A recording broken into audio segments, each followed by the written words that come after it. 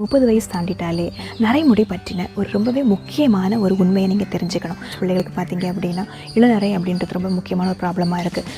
ஃபைனாக பொடி பண்ணி வச்சுக்கலாம். இதை நீங்கள் தொடர்ந்து பயன்படுத்தும் போது உங்களுக்கு எந்த விதமான சைடு எஃபெக்ட்ஸும் இருக்க போகிறதில்ல. சீக்கிரமாகவே உங்களுடைய முடி நிறம் மாறிடும். 2வது ஸ்டெப்புக்கு அது ரொம்பவே பயனுள்ளதாக இருக்கும். நல்ல கவர் ஆகிருக்கு. நான் ரொம்ப ஹாப்பி. ஹாய் ஃப்ரெண்ட்ஸ், எல்லாருக்கும் வணக்கம். Welcome to Sophie's hub. இன்றைக்கி பார்த்தீங்கன்னா ரொம்பவே முக்கியமான ஒரு பிரச்சனையை தான் நம்ம டிஸ்கஸ் பண்ண போகிறோம். அது என்னென்னா நரைமுடி பிரச்சனை தான். ஸோ முன்னாடி பழைய காலத்துலலாம் பார்த்தீங்கன்னா, அதாவது நம்ம பாட்டி காலத்துலலாம் பார்த்தீங்கன்னா ஒரு 60 வயசு தாண்டின பிறகு தான் அங்கங்கே ஒரு நரைமுடி எட்டி பார்க்கும். பட் ஆனால் இப்போ ஒரு 30 வயசு தாண்டிட்டாலே நமக்கு வரக்கூடிய கூந்தல் பிரச்சனைகள் நிறையவே இருந்தாலும் அதில் முக்கியமான இடத்தை பிடிக்கிறது பார்த்திங்கன்னா நரைமுடி.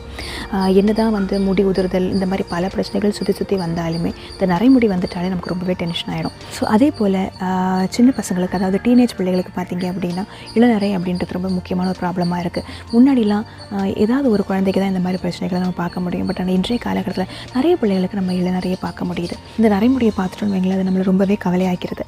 ஸோ இந்த நரைமுடியை டீல் பண்ணுறது எப்படி அப்படின்னு சொல்லிட்டு தான் நம்ம இன்றைக்கி வீடியோவில் பார்க்க போகிறோம்.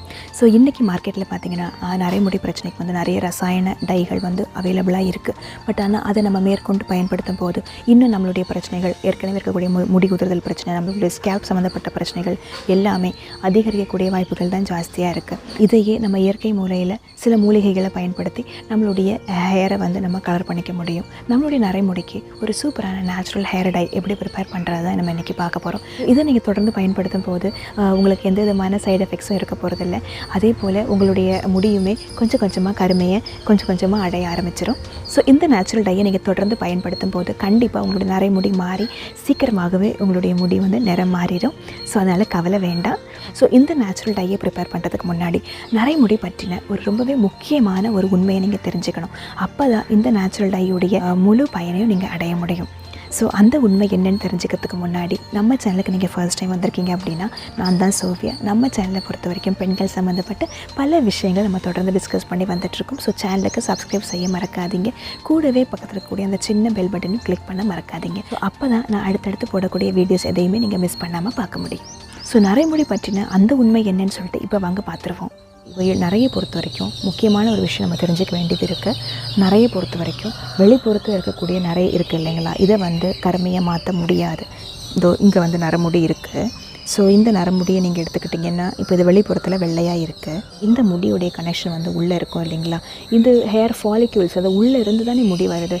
ஸோ உள்ளே இருந்து வரக்கூடிய முடியை கருமையாக மாற்ற கண்டிப்பாக முடியும். ஸோ அதுக்கு ஃபுட்டும் நம்ம யூஸ் பண்ணுற ஹேர் ஆயில்ஸும் ரொம்பவே சப்போர்ட் பண்ணும். நிறைய கருவேப்பிலை எடுத்துக்கலாம், நிறைய கீரைகள் எடுத்துக்கலாம். இது எல்லாமே ரொம்பவே சப்போர்ட் பண்ணும். பட் ஆனால் நீங்கள் ஒரு விஷயம் நல்லா உணர்ந்துக்கணும். வெளிப்புறத்தில் வெள்ளையாக வந்த முடி, இந்த வெளிப்புறத்தில் வெள்ளையாக இருக்கக்கூடிய முடி கண்டிப்பாக மாறாது. இதுக்கு பதிலாக இதுக்கு மேலே நம்ம ஹெர்பல் ஹேர் டைஸ் பயன்படுத்தி இந்த கலரை நம்ம மாற்றிட முடியும். சரிங்களா. பட் ஆனால் இதை கருப்பாக மாற்ற வைக்க ஆயில்ஸ் கிடையாது. ஸோ நிறைய விளம்பரங்கள், நிறைய எண்ணெய்கள் இதில் வருது. நிறையா இருக்கிற முடியை நம்ம கருமையாக மாற்றிடலாம் அப்படின்னு சொல்லிட்டு அப்படி மாற்ற முடியாது. ஸோ அதை நீங்கள் கண்டிப்பாக தெரிஞ்சுக்கணும். இதில் நம்ம நிறைய போய் இப்போ காசை நம்ம கொடுத்து நிறைய பொருட்கள் வாங்கி பயன்படுத்தி நம்ம டைம் தான் நமக்கு வேஸ்ட் தவிர்த்து கண்டிப்பாக இந்த வெளிப்புறத்தில் வரக்கூடிய முடி, இந்த வெளியில் வந்த வெள்ளை முடி கண்டிப்பாக உங்களுக்கு திரும்பவும் கருமையாக மாறாது. இது வெள்ளையாக தான் இருக்கும். ஸோ நம்ம விளம்பரங்களை பார்த்து நம்ம ஏமாந்துடக்கூடாது. வெளிப்புறத்து முடி பாருங்க, இப்போ எனக்கு இந்த வெள்ளை முடி இருக்குது, இந்த வெளிப்புறத்து முடி இது வெள்ளையாக தான் இருக்கும். இந்த மாதிரி இருக்கக்கூடிய நரைமுடியை அது இருக்கிற இடம் தெரியாமல் அழகாக நம்ம கலர் பண்ணிக்க முடியும். இதுக்கு முக்கியமாக நம்ம 2 ஸ்டெப்பு ஃபாலோ பண்ணணும். ஸோ இதில் ஃபஸ்ட்டு ஸ்டெப்புக்கு என்னென்ன பொருள் தேவைன்னு சொல்லிட்டு நம்ம ஒன்றா பார்த்துருவோம். ஃபஸ்ட்டு இன்க்ரீடியன்ட் என்னென்னு பார்த்தீங்கன்னா பீட்ரூட். இன்றைக்கி நமக்கு ஒரு பீட்ரூட் தேவைப்படும். ஸோ நம்ம செய்ய போகிற நேச்சுரல் ஹேர் டையில் பீட்ரூட்க்கு ஒரு முக்கியமான பங்கு இருக்குது. பீட்ரூட்ஸை பழங்காலத்திலேயே ஹேர் டையில் பயன்படுத்தின வரலாறு இருக்குது. பீட்ரூட்ஸை பொறுத்த வரைக்கும் நிறைய எசென்ஷியல் நியூட்ரியன்ஸ் இதில் அடங்கி இருக்குது. இதில் இருக்கக்கூடிய பீட்டா கைனைன்ஸ் அதுக்கு அந்த டார்க் ரெட்டிஷ் கலரை கொடுக்குது. இதனுடைய கலருமே ரொம்பவே மைல்டு தான். அதனால் நம்ம ஹேரில் அப்ளை பண்ணுறதுனால எந்த பிரச்சனையுமே இல்லை. இதை தனியாக பயன்படுத்துறதை விட வேறு ஹர்ப்ஸோட கலந்து பயன்படுத்தும் போது நமக்கு இதோடைய பயன் முழுமையாக கிடைக்கும். இப்போ நம்ம பீட்ரூட்டுக்கு தோலை நீக்கிடுவோம். தோலை நீக்கிட்டு பீட்ரூட்டை லைட்டாக அலசிடுவோம். அலசிட்டு ஒரு கிரேட்டரில் நல்லா ஃபுல்லாக துருவி எடுத்துக்கலாம். பீட்ரூட்டை ஃபுல்லாக துருவின பிறகு ஒரு பெரிய அகலமான பாத்திரத்தில் பீட்ரூட்டை நல்லா பரப்பி இந்த மாதிரி எடுத்து வச்சுக்கலாம். இப்போது இந்த துருவலை நம்ம ஒரு 2 நாள் வெயிலில் நல்லா காய வச்சு எடுத்துக்கலாம். வெயில் நல்லா காஞ்ச பிறகு பீட்ரூட்டை பாருங்கள். நம்ம எடுத்த ஒரு பீட்ரூட்டில் இவ்வளோ தான் நமக்கு கிடைக்கும். ஸோ நல்லா கிறிஸ்பியாக சூப்பராக ட்ரை ஆகி கிடச்சிருக்கு. இதை நம்ம ஒரு மிக்ஸி ஜாரில் போட்டு நல்லா பொடி பண்ணி எடுத்துக்கலாம். ஸோ இந்த பொடியை தான் நம்ம நம்மளுடைய நேச்சுரல் ஹேர் டையில் சேர்க்க போகிறோம். ஸோ இந்த மாதிரி நல்லா ஃபைனாக பொடி பண்ணி வச்சுக்கலாம். அடுத்த இன்க்ரீடியன்ட் என்னென்னு பார்த்தீங்கன்னா டீ தூள் தான். நமக்கு இன்றைக்கி ஒரு 4லேருந்து 5 டீஸ்பூன் டீ தூள் தேவைப்படும். ஸோ இந்த டீ தூளில் நம்ம நார்மலாக தண்ணி சேர்த்து பிளாக் டீ எடுக்கிற மாதிரி நம்ம தண்ணி ஊற்றி ஒரு டிகாஷன் எடுத்துக்க போகிறோம். நம்ம எடுக்க போகிற டிகாஷன் நல்லா திக்கான ஒரு டிகாஷனாக எடுத்துக்கலாம். நிறைய தண்ணி சேர்த்து ரொம்ப லைட்டான டிகாஷன் எடுக்க வேண்டாம். திக்காக இருக்கிற வரைக்கும் ரொம்பவே நல்லது. எப்போவுமே நேச்சுரல் ஹேர் டைஸ் ப்ரிப்பேர் பண்ணி அதை நம்ம ஊற வைக்கிறதுக்கு இரும்பு பாத்திரத்தை தான் நம்ம எப்போவுமே யூஸ் பண்ணணும். எங்கள் வீட்டில் இருந்த பழைய இரும்பு பாத்திரம் இது. நான் இதுக்காக மட்டுமே தான் இதை பயன்படுத்துகிறேன். இரும்பு பாத்திரத்தை பயன்படுத்தும் போது நம்ம யூஸ் பண்ணுற ஹர்ப்ஸ்லேருந்து டை நல்லா ரிலீஸ் ஆகும்னு சொல்கிறாங்க. அடுத்த முக்கியமான இன்க்ரீடியன்ட் நம்மளுடைய ஹேர் டைக்கு ரொம்பவே பேஸாக இருக்கக்கூடியது பார்த்திங்கன்னா மருதாணி. இன்றைக்கி என்னுடைய ஹேர் லெங்க்த்துக்கு நான் ஒரு 100 கிராம் எடுத்துக்க போகிறேன். மருதாணியுடைய பயன்கள் ரொம்பவே அதிகம். இதை யூஸ் பண்ணி நம்ம செய்யக்கூடிய ஆயில்ஸ், ஹேர் பேக்ஸ் எல்லாமே நம்மளுடைய ஸ்கேல்ப்பையும் கூந்தலையும் ரொம்பவே ஸ்ட்ரெங்தன் பண்ணுது. நம்ம முடியை எப்போவுமே சாஃப்ட் அண்ட் ஷைனியாக ஹெல்த்தியாக வச்சுக்கோம். இன்றைக்கி நம்ம பொடி வடிவத்தில் சுத்தமான மருதாணி பவுடர் தான் எடுத்துக்க போகிறோம். நம்ம பொடி வாங்கும்போது நல்ல நாட்டு மருந்து கடையில் சுத்தமான பொடியாக பார்த்து வாங்கணும். என்னுடைய முடியுடைய லெங்க்த்துக்கு எனக்கு ஒரு 100 கிராம் மருதாணி தேவைப்படும். ஸோ அதை நம்ம இப்போ பாத்திரத்தில் அளந்து எடுத்துக்கலாம். அடுத்த முக்கியமான இன்க்ரீடியன்ட் என்னென்னு பார்த்தீங்கன்னா நெல்லிக்காய். இன்றைக்கி நமக்கு 3 டேபிள் ஸ்பூன் தேவைப்படும். பொதுவாக நெல்லிக்காய் பொடி பார்த்திங்கன்னா முடி வளர்ச்சிக்கு ரொம்பவே சப்போர்ட் பண்ணும். நமக்கு நேச்சுரலான கருமை நிறத்தையும் கொடுக்குது. மருதாணியோட நெல்லிக்காய் பொடியை நம்ம சேர்க்கும் போது அது நம்ம கூந்தலை ரொம்பவே பலப்படுத்துது. இது கூடவே நம்ம ஏற்கனவே எடுத்து வச்சுருந்த பீட்ரூட் தூளையும் சேர்த்துக்கலாம். இது எல்லாத்தையும் நம்ம ஏற்கனவே எடுத்து வச்சுருந்த டீ டிகாஷன் ஆட் பண்ணி நம்ம நல்லா கலந்து விட்டுக்கலாம். டீ டிகாஷன் கொஞ்சம் வெதுவெதுப்பாக இருந்தால் நல்லது. ரொம்ப சூடாக ஊற்றி கலக்க வேண்டாம். எல்லாத்தையும் சேர்த்து நம்ம நல்லா கலந்து விட்டுக்கலாம். கெட்டி இல்லாமல் கலந்து விட்டுக்கலாம். அடுத்து இதில் நம்ம கடைசியாக சேர்க்கக்கூடிய இன்க்ரீடியன்ட் என்னென்னு பார்த்தீங்கன்னா எலுமிச்சம்பழம். நமக்கு இன்றைக்கி ஒரு அரை மூடி எலுமிச்சம்பழம் தேவைப்படும். நம்மளுடைய இந்த மருதாணி, நெல்லிக்காய், பீட்ரூட் கலவையில் நல்ல கலர் வர்றதுக்கு இந்த எலுமிச்சம்பழம் ரொம்பவே ஹெல்ப்ஃபுல்லாக இருக்கும். இப்போ இந்த மொத்த கலவையும் நல்லா கட்டி இல்லாமல் சூப்பராக க்ரீமியாக கலந்து விட்டுக்கலாம். அதிகமாக தண்ணி சேர்க்க வேண்டாம். நல்லா க்ரீமியாக இருக்கட்டும். அப்போ தான் இது ஊறி வரும்போது நல்லா இருக்கும். இந்த கலவையை நம்ம முதல் நாள் சாயங்காலம் ப்ரிப்பேர் பண்ணி வச்சுக்கலாம். மருதாணியை எப்போவுமே ஊற வச்சு பயன்படுத்துகிறது தான் சரியான முறை. இப்படி ஊற வைக்கும் போது தான் மருதாணி நல்லா ஆக்சிடைஸ் ஆகி அதோடைய கலர் நல்லா வெளியில் வரும். இப்படி இரும்பு பாத்திரத்தில் வச்சு நீங்கள் ஊற வைக்கிற மருதாணி மறுநாள் காலையில் ரொம்பவே டார்க்காக இருக்கும். ஸோ நைட் நம்ம ஊற வச்சது சூப்பராக ரெடி ஆகிருக்கு. ஸோ நம்ம இப்போ ஹேர் டே அப்ளை பண்ண ஆரம்பிச்சிடலாம். ஹேர் பேக் அப்ளை பண்ணுறதுக்கு முதல் நாளே தலை குளிச்சு எண்ணெய் பிசுக்கு இல்லாமல் முடியை சுத்தமாக வச்சுக்கோங்க.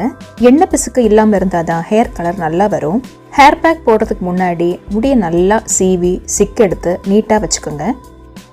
நேச்சுரல் ஹேர் டை பயன்படுத்தி முடியை கலர் பண்ணுற ப்ராசஸில் இதுதான் ஃபஸ்ட்டு ஸ்டெப்பு.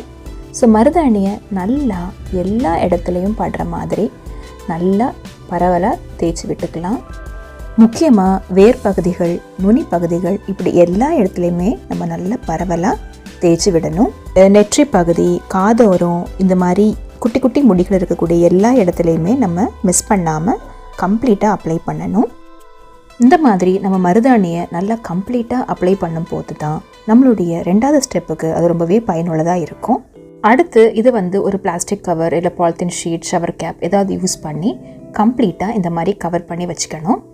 இந்த மாதிரி பண்ணும்போது தலை வார்மாக இருக்கும். இந்த மாதிரி வார்மாக இருக்கும்போது நம்ம ஹேர் பேக் காஞ்சி போகாது, நல்ல கலர் வரும். இதை ஒரு 3 hours வச்சுட்டு வாஷ் பண்ணிவிடுவோம். ஹேர் வாஷ் பண்ணும்போது ப்ளெயினாக வார்ம் வாட்டரில் ஹேர் வாஷ் பண்ணுங்கள். ஷாம்புவோ கண்டிஷ்னரோ பயன்படுத்தாதீங்க. இப்போ நாம் ஹேர் வாஷ் பண்ணியாச்சு. முடி ஓரளவுக்கு காஞ்சிருக்கு. முடி நல்லா காஞ்ச பிறகு பார்த்திங்கன்னா நல்ல டார்க் ப்ரௌன் கலரில் இருக்குது. இப்போது நம்மளுடைய நரைமுடி எல்லாமே நல்ல கலர் மாதிரி டார்க் ப்ரௌன் கலரில் இருக்கும். ஸோ இந்த டார்க் ப்ரௌன் கலரை பார்த்து நீங்கள் பயந்துட வேண்டாம். இதை வந்து நம்ம 2வது ஸ்டெப்பில் நம்ம கருமையாக்கிட்டு போகிறோம். 2வது ஸ்டெப்பை எப்போவுமே மருதாணி போட்டு குளித்த மறுநாள் செய்யலாம். அப்போ தான் நமக்கு ஈஸியாக இருக்கும். 2வது ஸ்டெப்புக்கு என்னென்ன தேவைன்னு சொல்லிட்டு பார்த்துருவோம். முதல் ஸ்டெப்பில் வரக்கூடிய மருதாணியை போலவே 2வது ஸ்டெப்பில் இந்த அவுரி இலை ரொம்பவே முக்கியமானது. இந்த அவுரி இலை பயன்படுத்துறதுனால முடிக்கு எந்த தீமையும் கிடையாது. இந்த அவுரி பொடியை நம்ம தண்ணீரை கலக்கும் போது அதுலேருந்து ஒரு அழகான டார்க் ப்ளூ கலர் வரும். இந்த கருநீல வண்ணத்தை இந்த காலத்தில் மட்டும் இல்லைங்க, அந்த காலத்திலேயே நம்மளுடைய முன்னோர்கள் நரைமுடியை வந்து கருமையாக்க பயன்படுத்தியிருக்காங்க.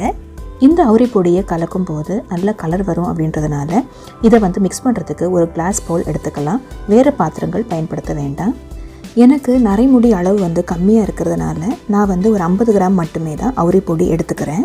இன்னும் கொஞ்சம் கூட உங்களுக்கு பொடி தேவைப்படும் நீங்கள் நினச்சிங்க அப்படின்னா நீங்கள் மருதாணி எடுத்துக்கிட்டது மாதிரியே இதையும் ஒரு 100 கிராம் நீங்கள் எடுத்துக்கலாம். அவுரி பொடியை பொறுத்த வரைக்கும் இந்த மாதிரி நல்லா பச்சையாக இருக்கணும். ஒருவேளை டார்க்காக இல்லை ஒரு மாதிரி ப்ளூயிஷாக இருந்துச்சு அப்படின்னா அதிலிருந்து நமக்கு முழுமையான பலன் கிடைக்காது. பொடியை நமக்கு தேவையான அளவு எடுத்த பிறகு நல்லா இந்த மாதிரி சீல் பண்ண கவரில் வச்சுக்கணும். சீல் பண்ணி ஒரு ஏர்டைட் கண்டெய்னரில் போட்டு வச்சுக்கலாம்.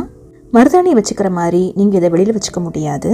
ஏன்னா இது சீக்கிரமாக ஆக்சிடைஸ் ஆகி நிறம் மாறிடும். அதனால தான் அவுரி பொடியிலேருந்து நல்ல கலர் வர்றதுக்கு இதில் ஒரு சிட்டிகை உப்பு சேர்த்துக்குங்க. பச்சை தண்ணியாக இல்லாமல் நல்ல வெதுவெதுப்பான தண்ணியை யூஸ் பண்ணி நல்லா கலந்து விடுங்க. அப்போ தான் நல்ல கலர் வரும். நல்ல கட்டி இல்லாமல் க்ரீமியாக கலந்து எடுத்துக்கோங்க. அதிகமாக தண்ணி சேர்க்க வேண்டாம். முக்கியமாக இந்த ஹேர் பேக் ஒழுகக்கூடாது. மற்ற ஹேர் பேக்ஸ் ஒழுகுனா கூட பரவாயில்லை. இந்த ஹேர் பேக் ஒழுகுச்சு அப்படின்னா கலர் படும். இந்த மாதிரி கலந்த பிறகு ஒரு 8லேருந்து 10 நிமிஷத்துக்குள்ளேயுமே நம்ம வந்து ஹேரில் அப்ளை பண்ணிடணும். அதனால் ஒன்ஸ் மிக்ஸ் பண்ணிட்டீங்கன்னா உடனே அப்ளை பண்ணுற மாதிரி இருக்கும். ஸோ மிக்ஸ் பண்ணி வச்சுட்டு அப்புறமா போடலான்னு சொல்லிட்டு வெயிட் பண்ணிடாதீங்க. ஃபஸ்ட்டு ஸ்டெப்பில் ஹென்னா அப்ளை பண்ண மாதிரியே எல்லா இடத்துலையும் நல்லா படுற மாதிரி அப்ளை பண்ணிக்கோங்க. 3 ஹவர்ஸ் கழித்து நார்மலாக வார்ம் வாட்டரில் ஹேர் வாஷ் பண்ணிக்கலாம். மருதாணியை வாஷ் பண்ண மாதிரி நீங்கள் ப்ளெயினாக தான் வாஷ் பண்ண போகிறீங்க. ஷாம்புவோ கண்டிஷ்னரோ பயன்படுத்திடாதீங்க. ஹேர் வாஷ் பண்ண பிறகு என்னுடைய முடி இந்த மாதிரி தான் இருக்குது. நரைமுடி எல்லாமே நல்ல கலராக இருக்குது. பொறுத்த வரைக்கும் முக்கியமாக இந்த நெற்றி பகுதி காதோரம் தான் நல்லா தெரிஞ்சிட்டு இருந்துச்சு. இப்போது எனக்கு வந்து நல்ல கவர் ஆகிருக்கு. நான் ரொம்ப ஹாப்பி. ஸோ இப்போ பார்த்திங்கன்னா நம்ம வந்து நல்ல ஒரு சூப்பரான ரிசல்ட் பார்த்துருக்குறோம். ஸோ இந்த ஹேர் கலர் இந்த 2 நாள் ஹார்ட் ஒர்க் இதுலேருந்து நமக்கு நல்ல பலன் கிடைக்கணும் அப்படின்னா நம்ம ஒரு 48 மணி நேரத்துக்கு தலையில் எண்ணெயோ ஷாம்புவோ எதுவுமே போடாமல் இருக்கணும். இந்த 2 நாள் கழித்து நம்ம எப்பவும் போல் ஆஸ் யூஷுவல் என்னென்ன ஹேர் கேர் பண்ணுவோமோ எல்லாமே செய்யலாம். ஒன்றும் பிரச்சனை இல்லை. ஸோ நான் இன்றைக்கி ஷேர் பண்ண இந்த ஹேர் டை உங்களுக்கு பயனளிக்கும்னு சொல்லிட்டு நீங்கள் நம்பினீங்க அப்படின்னா கண்டிப்பாக லைக் பண்ண மறக்காதீங்க. அதே போல் உங்களுடைய ஃப்ரெண்ட்ஸ் அண்ட் ஃபேமிலியோட கண்டிப்பாக ஷேர் பண்ணிக்க மறக்காதீங்க. ஸோ இந்த ஹேர் பேக்கை பயன்படுத்தின பிறகு உங்களுடைய ஃபீட்பேக்கை கண்டிப்பாக என் கூட ஷேர் பண்ணிக்கோங்க. ஏன்னா உங்களுடைய ஃபீட்பேக் தான் எனக்கு ஒரு பெரிய மோட்டிவேஷனாக இருக்கும். ஸோ கண்டிப்பாக வீடியோக்கு கீழே கமெண்ட்ஸ் பண்ண மறக்காதீங்க. அடுத்த ஒரு சூப்பரான வீடியோவில் உங்களை நான் சந்திக்கிற வரைக்கும் உங்களிடமிருந்து விடைபெறுவது உங்கள் சோஃபியா. பாய். எப்பொழுதும் சந்தோஷமாக சிரிச்சுக்கிட்டே இருங்க. பாய்.